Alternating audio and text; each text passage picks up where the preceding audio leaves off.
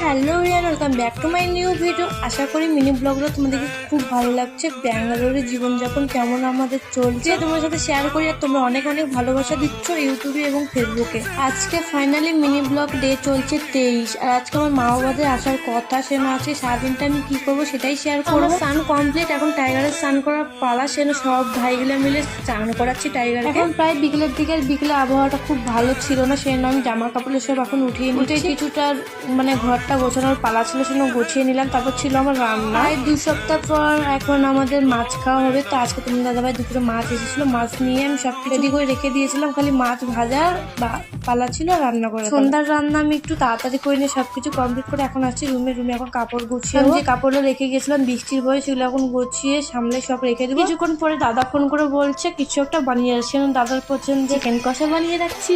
আমার এই রান্নাটাও কমপ্লিট। এখন পালা হচ্ছে মা দাদাদের ঘর